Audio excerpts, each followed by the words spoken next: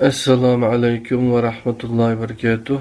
Qadirlik Facebook'taki dostlarımız, qarindoshlarimiz, dünyanın har qaysi joylarida internet vasitasi bu Facebook vasitasi orqali ko'rishyapotgan yoki buni anglash ehtimoli bo'lgan qarindoshlarimiz hammalarninki bugungi kuni kelgusi kunlari hammasi xayrli bo'lsin qarindoshlar. Bugun yine şu Facebook Kur'an halkımız Kur'an sürülerinin kimliği degan kitaptın 50 nuzul tertibi boyunca 58. sürü bo'lgan nuzul tertibi boyunca 58. sürü bo'lgan qaysi sürü ekan qarab bakalım. Raide. Tüngen secdeni qilib ekanmiz. Bugun Raide sürüsüne qildik ekanmiz, qadrli qarindoshlar. Bu dersinin ismini ben yazıp buraya 58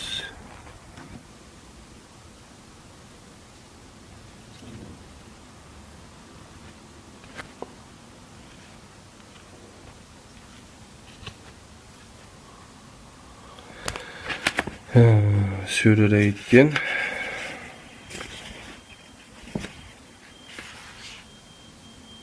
Estrate 171 Raid sürüsü yani Raid adeta Raid deyimiz, sürü Raid deyimiz, Raid edip yapıptı. Hemenki hazır vakti hayırlık olsun kadirli qarindoshlar. Biz şu Kur'an sürünün kimliği degan kitapnınki Mustafa Islamoğlu yazgan Uygurca tercümesi Batur Qaraqallı qarışıp tercüme qilgan bu kitaptan Kur'an sürülerinin kimliğini birge öğünüp kelyapmiz. Tünigen 57. dersini tügütüpmiz kadirli qarindoshlar. Kur'an-ı Kerim qancha oyatda, qancha sürüde 114 sürü idi. Demek ki biz 114 sürününki yarımısını tamamlap boldak degan gap. Yol tehi uzun. Benim bu kitapnınki 3'te bir kısmının cekraqı tügüdülgen gap. Ma kısmını okup boptumuz. Yine ma kısmı ba. Şu çakıca Allah bizge uzun ömür bersin. Bu dersini izchillaştırıp mağalaydigan bir kabiliyetini, kudretini ve bunu sizlerge okup düşündürüp birelaydigan ve sizlerle anlap düşünüp hemimiz birlikte icra kılalaydigan. Zaten bu Kur'an bizge nemi demekçi? Allah'ın nemi işi varken bizge bu Kur'an'da şunda düşürüp iriştiki sebep nemiken? Bizge qanday paydası varken deganni oylab şu tariqada ögünüşlerimiz devam qilib atdı qarindoshlar. Bu to'g'riliq yezilayotgan kitaplar jiq. Biz faqatla Mustafa Islamoğlu'nun bu kitabını o'qing demaymiz. Ondan boshqa Qur'on to'g'riliq yozilgan nurg'un kitaplar var. Mümkün bo'lsa şu Qur'oni merkez qilgan boshqa bir mazhab tushunchilari yoki boshqa narsaga ketmagan kitaplar bo'lsa o'qishinglarni birinci numaralık qatağa qo'yishinglarni tavsiya qilamiz. Undan boshqa Qur'onning tercümesini meyli İngilizce bilenler, Türkçe bilenler veya Uygurçasını bilenler ya Hansuçasını üzerine bildiğin, düşündüğün tilde baştan ayak okup çıkışınlarını. Baştan ayak okup boğandın ki manasını nuzul tertibi diyen bir tertip var. Yani aşı süreler hazır kolumuzda bağ olan mushaf ya mesela Uygurca tercüme Kur'an'ı açsa aşı tertip boyunca boğan birincisi sürü Fatiha, ikinci sürü Bakara boğan tertip emez. Nuzul tertibi birincisi de sürü Fatiha onun dinkin İkra bismi rabbikellezi diyen Alaq sürüsü onunki Muzzemmil diyendek mandat tızılgan tertip bu iş için. Aşındak bir tertip iş okup bakışınlarını çin kalbimizden ümit kılımız. Bunun paydasını çokum görürsüyle qarindoshlar. Andavası biz Raid sürüsüge keldik. Raid sürüsünü birge ögünüp öteylim. Bismillahirrahmanirrahim. Raid sürüsü süre güldürmama ma'nisini bildirilgan ismini 13. ayette tilga ilingan Raid kelimesinden algan. Bu isim vahiyga va uni tabliq qilgan, yetkizgan Rasulullohga qattiq qarshi chiqqan Makka mushrik kattalariga qarata tahdid ma'nosini ifodalaydi. Chunki guldirmama orqasidan kelgan yomg'irning xabarchisi bo'lib, bu yomg'ir rahmat elib kelamdi yoki ofatmi, bu majhul. Suraning Makka yoki Madinada nozil bo'lganligi haqida ixtiloflar mavjud. Said bin Jubayr, Hasan al-Basri, Ikrima, Ata bin Abi Rabah Makkada nozil bo'lgan deydi. Ibn Zubayr, Kalbi, Muqatil bin Sulaymon Madinada nozil bo'lgan deydi. Yani Fathul Qadir'da. İşte deydi. Bazı manbalar bu ikki qarashga Ibn Abbosni manba qilib ko'rsatmoqda. Bag'avi va Ibnul Jawzi. Her iki rivayet 31 ve 43. ayetlerini mustasna deb qaraydi. Ama bu hech qanday bir dalilni asas qilmagan. Assalomu alaykum, janobana, qanday bo'lsangiz, yaxshi bilan turingizmi? Xalqim Mehmet Emin qarindishimiz, Abdullakim Sanchi qarindishimiz, Jaysar Abdullah qarindoshlarimiz hammalarningki mush vaqti xayrli bo'lsin, Alloh rozi bo'lsin. Suraning mazmuni va uslubi Raid surasining Makkada nozil bo'lganligini dalolat qiladi. Chunki dastlabki mezgillarda tizilgan tartiblarda Makkada nozil bo'lgan suralar orasiga tizilgan. Qulog'ingda kitob bo'lsa 272-betni ochsizlar. Mazkur suraning Makka yoki Madinada nozil bo'lganligi haqidagi ixtiloflar dastlabki tartiblardami o'zini aks ettirdi. Ibn Abbas tartibida sura Makkada nozil bo'lgan suralar qatoriga, ya'ni Sajda va Tur surasi orasiga tizilgan. Ibn Abbasga nisbat berilgan yana bir tartibdami sura Makkada nozil bo'lgan suralar qatoriga, ya'ni Mu'minun Tur surasi orasiga tizilgan. Hazreti Osman tartibida Madinada nozil bo'lgan suralar orasiga, ya'ni Muhammad Talaq surasi orasiga tizilgan.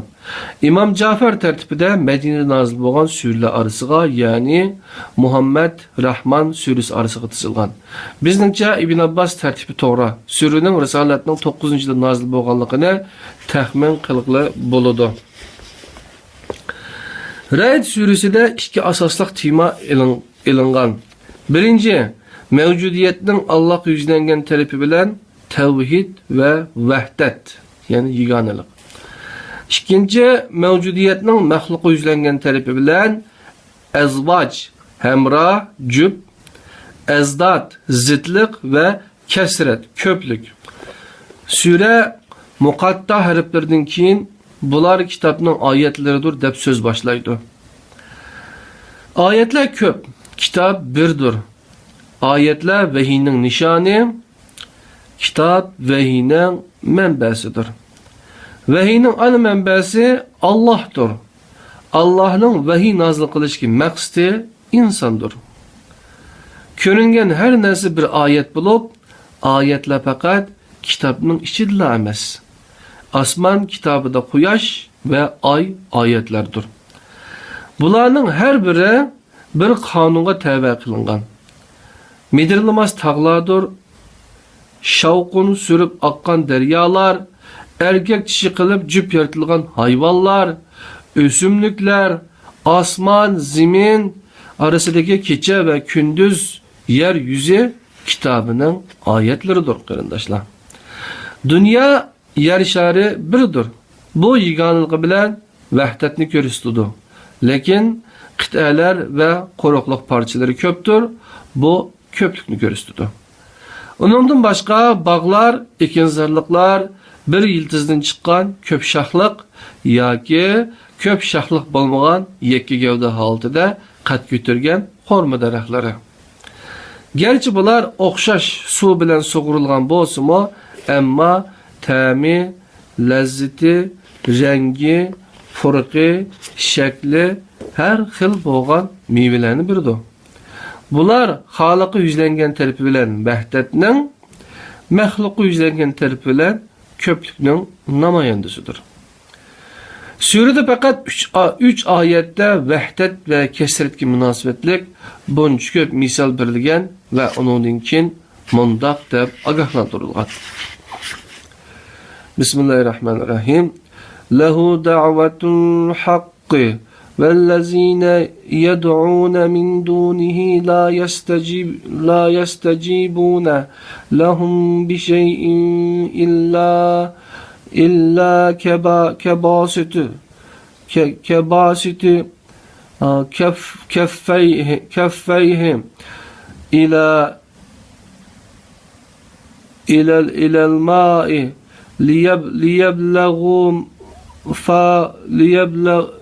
ليبلغ فاه وما هو ببالغه وما دعاء الكافرين إلا في زلال. Sadaqallahu alazim. Mutlaq haqiqat nazarda tutilgan haqiqiy bir duo faqat Allohga qaratilgan bo'ladi. Allohni qo'yib, yalvorib, yilingan mavjudiyatlar hech qanday shaklda ularning talablariga javob bera olmaydi. Ularning misoli xuddi og'zimizga suv tushsin deb, neridan ikki alqinini suvga qaritib ichib turgan odamga o'xshaydi. Bu ahvolda ular hargizmi suvga erisholmaydi. Kufrga petib qolganlarning duosi gumrohlikni oshirishdan boshqa hech qanday foyda elib kelolmaydi. Qarindoshlar, qaysi kuni o'tib qo'yimda. Endi suv ichaman deb jo'makka tutmay yoki chaynakka tutmay qachining og'zini qo'lni tutib turib olsak, yoki bo'lmasa o jo'makni miyada turib tursa, buloq miyada turib tursa, o chayn havoga tanglasak, bosh yerga tanglasak, o bizga foyda bermaydigan mana sura, oyat, o'sha gapni naq Allah degan gapga meni. Mutlaq haqiqat nazarda tutilgan haqiqiy bir duo faqat Allohga qaratilgan bo'ladi. Allohni qo'yib yalvorib yilingan mavjudiyatlar hech qanday shaklda ularning talablariga javob bera olmaydi. Ularning misoli deydi. Xuddi og'zimizga suv tushsin deb neridan ikki alqinni suvga qaritib ichib turgan odamga o'xshaydi. Suv miyada tushsa, alqinni ichib, boshqaga qarab turgan gap. Boshqaga tanglaydigan gap bo'ladi. Bu ahvolda ular hargizmi suvga erisholmaydi. Kufrga yetib qolganlarning duosi gumrohlikni oshirishdan boshqa hech qanday foyda yetkazolmaydi. Yani dua qilgan chaqda qo'limizni nida qilamizmi endi? Shundaymi? Alloh duoyim ijobat qilgan bizga bergin deb. Bu chaqda biz men demoqchi bo'lgan narsa nima ekan desam, xatoyaga Alloh turib tursa, Allohdan boshqa bir narsani tilamang demoqchi ekanda. Ya'ni tilash nima? To'g'ri qilmasangiz, bu ijobat bo'lmaydi, qulluqqa mahrum bo'lib mengavestingiz. Suradagi bu ana tema bilan nozil bo'lish sababi orasida bevosita bir munosabat bo'lishi kerak. Masalan, o'xshash bir otadan kelgan odam bolalari Allohning vahiysiga qarata birisi iymon etib, yana birisi inkor qilishdan iborat ikki xil muomalada bo'lmoqda. Bu nima uchun? O'xshash bir ota-onaning bolalaridan birisi hidoyatni tanlagan bo'lsa, yana birisi gumrohlikni tanlamoqda. Bu nima uchun? O'xshash bir qavmga mansub bir aymoq iymonga qarab yurgan bo'lsa, yana bir aymoq inkor qilishda ching turmoqda. Bu nima uchun? Mana bu nima uchunlarning javobi koinotning va tabiatning mo'jizaviy tartibi ishiga yushirilgan. Bu o'xshashliklarning qarama-qarshiligi, moslashishi va bu mo'jizalarning bir ko'rinishidir. Azvaj jub birisi bo'lmasdan yana birisi bo'lmaydigan shaylardir. Masalan, er bilan ayol, yer bilan zamin deganidek. Ezdod zidliq birisi bo'lsa yana birisi mavjud bo'lmaydiganlardir. Masalan, kecha va kunduz, issiq va sovuq, surida so'zning rahimlarga va rahimlar ichidagiga keltirilishimi azvojni ko'rsatmoqda. Ya'ni qo'rqinch va umidni birlikda yashashishmi bu ma'noda kelmoqda. Eng oxirida so'z mavjudiyat mansub bo'lgan ilohiy qonunga keltirilib mundoq deyilgan. Bismillahirrohmanirrohim. وَلِلَّهِ يَسْجُدُ مَنْ فِي السَّمَاوَاتِ وَالْأَرْضِ تَوْعًا وَكَرْهًا وَظِلَالُهُمْ بالغدو vel asal. Sadakallahu aleyhi. Osmonlardagi va zimindagi har maxluq va ularning atdiganidan kechgacha ilohiy qonun taqozosi bilan o'zgarib turgan soylarimo ixtiyori va majburiyatida Allohga bo'ysunudi, sajda qiladi. Qadrli qarindoshlar, osmonlardagi va zimindagi har maxluq va ularning atdiganidan kechgacha ilohiy qonun taqozosi bilan o'zgarib turgan soylarimo hatto ixtiyor yoki ixtiyorsiz holda Allohga bo'ysunadi yoki majbur holda. Her narsenin yaratquchisi Allohdir. Allah birdir, hammaga g'olibdir. Vahiy xitob qilinguchidan shaylar orasida munosabat qurilgan, shaylar orasidagi zich munosabatni ko'raydigan bir aql talab qilmoqda, qarindoshlar. Bu aql yaratquchi bilan yaratilgan, yer bilan osmon, erkak bilan kishi, Allah bilan payg'ambar, Allah bilan inson, tabiat qonuniyati bilan ijtimoiy qonunlar, yakki gavda bilan ko'p shoh orasidagi munosabatni tuyg'u, tushuncha va har xil qilmishi bilan bir-biridan ayirib etmaydigan bir aql bo'lishi kerak. Bismillahirrahmanirrahim. Vellezine yanquzuna ahdallahi min ba'de misaqihi ve yaqta'una ma amarallahu bihi en yusala ve yufsiduna fil ardı ulaike lahumul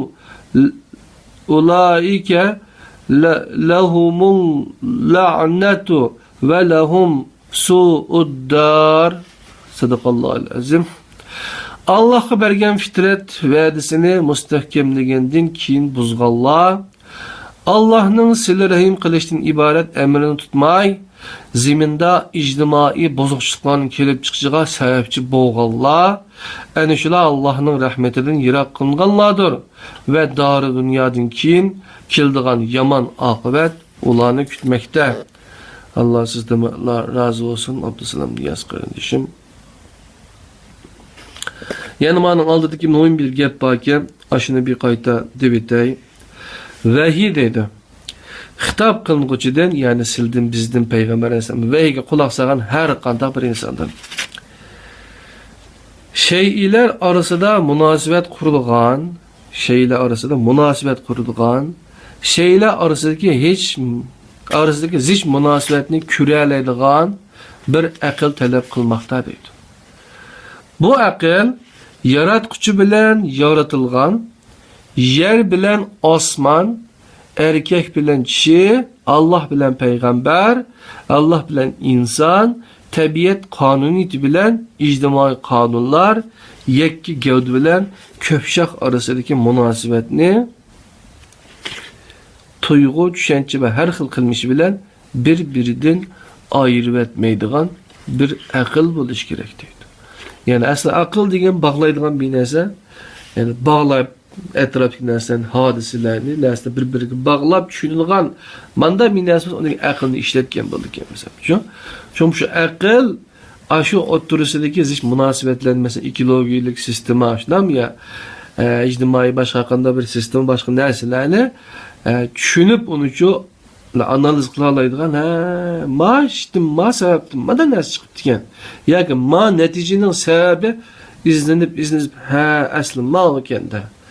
Biz musulmonlarning bu holga kelib qilishimiz, masalan, Qur'oni Karimni bir yoqqa cho'rib etib, yoki bo'lmasa Qur'oni Karimni tushunmaysan deb oldimizga bir narsani tizib etib, uningga berib qo'yish, herib qoladigan, umrimiz tugab ketadigan, mandaq bir ish emas. Qur'on ni tushunmay qolganligimiz uchun Allah deganning gap mayni qilib, odamlar, insonlar degan gap bak cho'ng bilinib ketib, shuning bilan ba'zi yo'lda ezib ketibmiz. Deydigan bir yerkilarning bir aqllanadi shu. Qarindoshlar da olsa davomlashtirilib, maxluqdagi o'xshamasliklar, rangdarliklar ustidan Rasululloh ve müminlerge hamma kishini mümin qilish savdosiga birlik ketmanglar. Çünkü Allah'ın muradi bu emas. Hamma kishini mümin, musulmon bo'lishini Bunda muradi yok Allah'ın deydi. Eğer Allah halıgan bolsa, bunu vücutga çıkarış Allah'a qiyin emas demekte. Hem de tüvendik ayetini okup bakaydı. Yani hemmeden Müslüman kılmen degenlik, mecburlayman degenlik için. O adamga erkin irade belgeçke Allah subhanahu taala o üze tallap, şunam ya, teklif kılıngan şeriat kılıngan ibadetlerini özlere şu öz iradesi bilen halısı kılıp halısı kılmayman. Kılsan manda payda var, kılmasan anda ziyan var depçi. Özün işçiydin birilip bunu için kabul kılıp manda kılışını kütülemdi Allah için. Şunlaşka bütün dünyadaki kapırlarını yok düşüşün küreş kılaylı deyiştik ki kandak yegi berip takıldı aldık ne üzerine bilsenli buldu depti. Meyedik ayet biraz uzunken ben bunu okumayı vallah. Bazı da hata okup kılış ihtimallıkım var. Mübadaleydi. Bu tilavet kılış bilen tağla yütkildiğin yaki yer yerildiğin ve yaki ülükler sözleydiğin kitap bolgan takdirde olar çokum iman etmeydi. Hem iş Allah belgilegen kanun büyücü buludu. Müminler eğer Allah halisa insanların hemmisini cezmen hidayet kılganlıkını düşünüp durup hem kişini müminlerden kılış sevdasının tekçe vazgeçmedi mi? İnkar kılışta çın turganlığa kelsek, Allah'ın vədisi emeli aşkan kadar kapırlar öz kılmışları tüpeyliden haman türlük balalığa duçar buludu. Ya ki balayı afet olanın yurtuğa yakın bir cevap düşüdü. Allah vədisiga elbette hılaplık kılmaydı. Yani Ra'd suresinin 31. ayetini okusanlı buludu. Suredeki barlık bileklerde söz mahlukatının xilma-xil ve rangdarlık kanunu keltirilgen bulup, bu arqılı hitap kılınğıçıga hayatının ilahi kanunlarını ügütüş, tirişçallıqını o kanuniyetke perva kılmasın emas, eksice o kanuniyetlerini nezarda tutkan asasta elip beriş engini singdiriş maksat kılınmakta. Yani rangdarlık bir xillik emas, rangdarlık bir xillik Allah'a xastır, köp xillik, her xil rangdarlık şeylerge xastır. Sure hitap kılınğıçını mahlukatının hemmisini bir kitap dep qarab oquşqa davet kılıdı. Afaqi ve enfusi ayetler üstüde toxtılıdı. Yani birinci ayetin 4. ayet afaqi iken 8. 11. enfusi ayetler iken. Mənisizlik ve məqsədsizlik diye məni ifadələydiğən yekki dünyalıq düşəncini keskin bir üslubda rədd qılıdı. Sure hitap kılgıçılarının kimlikini roşen halda bayan kılıdı. Bunlar Rabbini ve qaytadan tirilişini inkar kılgan kişilerdir. Onlar ilahi tevhidge karşı hamakatlaç boyuntavlı kılgan ve müciz talep kılgan kişilerdir. Allah hakkında münazir kılışkan kişilerdir. Allah'tan gayrige yalvarıp yılıngan. Allah bilen kılgan ehdisini buzgan. Berpa kılışka, ulaşka buyurganını üzüp taşlagan. Allah'ın elçisini meskere kılgan kişilerdir. Allah'a şirik keltügen, düşençileri özüge korugan, tozakka düşken.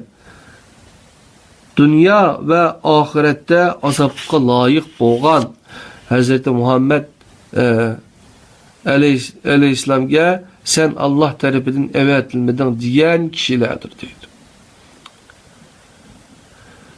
Bu ayetle fakat öz devredeki inkarçılığına emas, her devredeki inkarçılığını tasvirlep vermekte.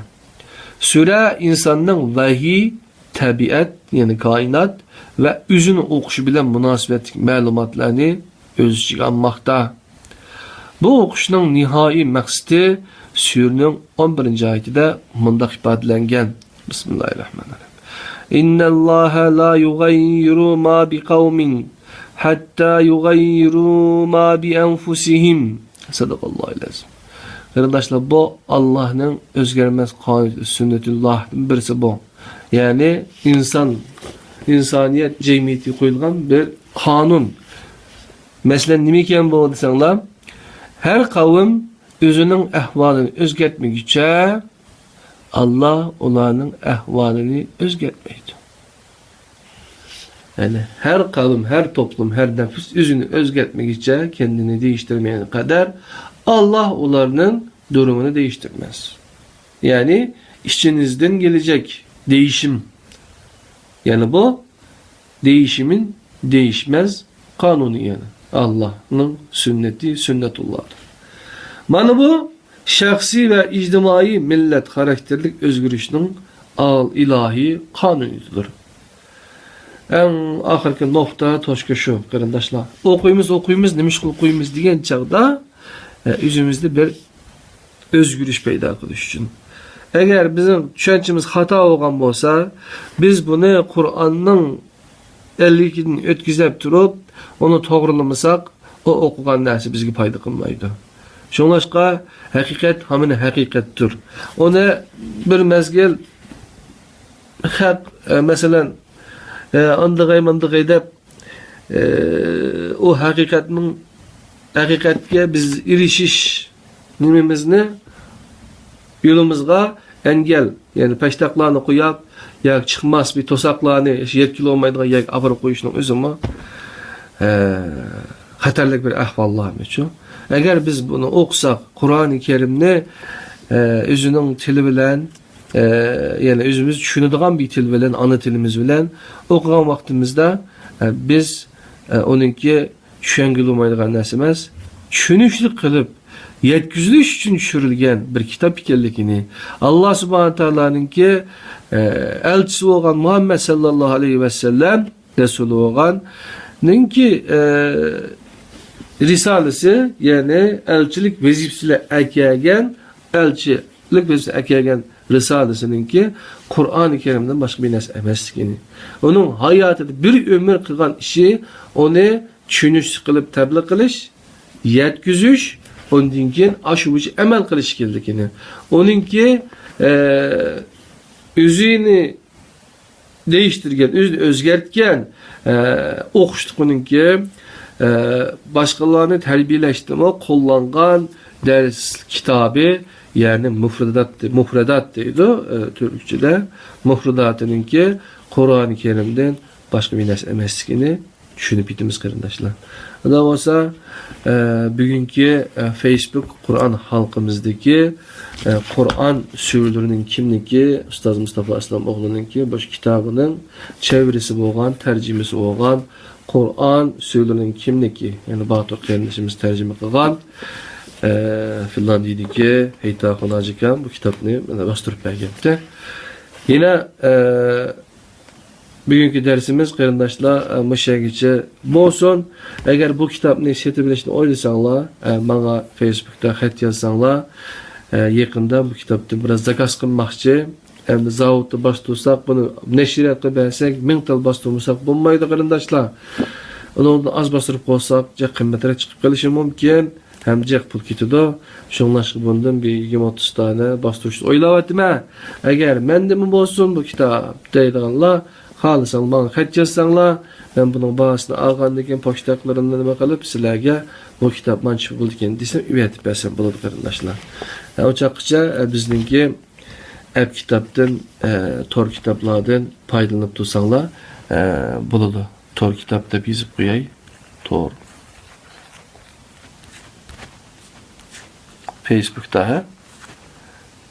Facebook'ta tor kitapta izlesenler çıkıdı şeyden paydalansanlar buladı. Ben bunu renkli yazay. Yani tor.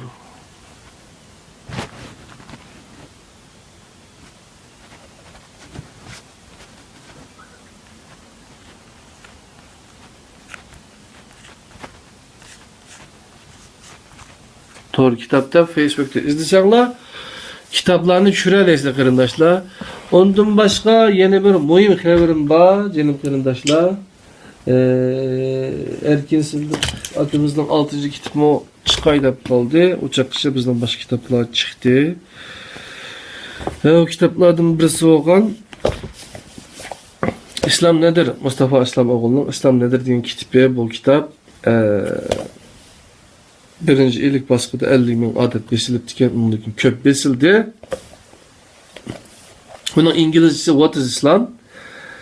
Bu kitapni Tor kitapga kiysanlar aşağıda elektronlik nüskası var. Onu düşürüp İngilizcesini paylaşırsınlar. Bunun Uygurcasını da aşağıda Uygurcasını var düşürüp paylaşsanlar buludu. Onun için bunun biz Hanzucasını neşr kılıp çıkardık 2000 tane.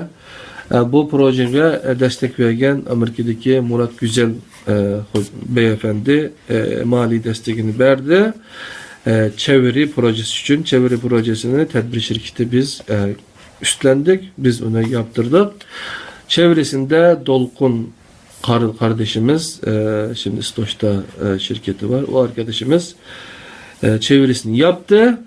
Bunun kitabın basılması için de Erdem Acar hocamız benim komşum, benim ustazım. O kardeşimiz 2000 adet basılması için onun da mali destekini verdi. Biz de bunu bastırdık. Dünyanın her yerindeki kardeşlerimize bunu ileteceğiz. Kitabın cüz'i bir ücretini ve posta ücretini ödedikten sonra kitabı biz size göndereceğiz.